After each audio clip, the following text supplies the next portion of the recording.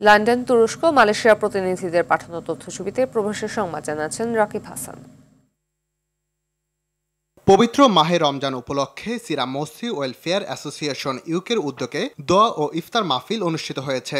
সংগঠনের সভাপতি ইসলাম উদ্দিনের সভাপতিত্বে এবং সাধারণ সম্পাদক মাহবুবুর রহমান খোকন ও যুগ্ম সাধারণ সম্পাদক আব্দুল কাহারের যৌথ সঞ্চালনায় মাহফিলের দোয়া পরিচালনা করেন ব্রিকলেন জামে মসজিদের ইমাম মুফতি নজরুল ইসলাম মুহাদ্দিস।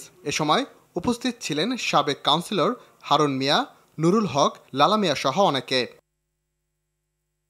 বাসাত গ্র্যান্ড ইফতার 2025 আয়োজন করেছে তুরস্কে বাংলাদেশি শিক্ষার্থীদের সংগঠন বাংলাদেশ স্টুডেন্ট অ্যাসোসিয়েশন ইন তুর্কি।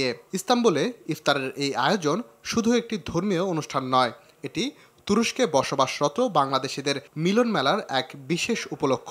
এবারের আয়োজনে প্রধান অতিথি ছিলেন ইস্তাম্বুলে বাংলাদেশের কনসাল জেনারেল মিজানুর রহমান। বিশেষ অতিথি ছিলেন প্রবীণ ইতিহাসবিদ, ইস্তাম্বুল বিশ্ববিদ্যালয়ের অধ্যাপক ডক্টর মেহমেদ মাহফুজ সৈলেমেজ। এছাড়া উপস্থিত ছিলেন বাসাতের সাবেক সভাপতি এবং বর্তমানে আতাতুর্ক বিশ্ববিদ্যালয়ের সহকারী অধ্যাপক ডক্টর মুমিন।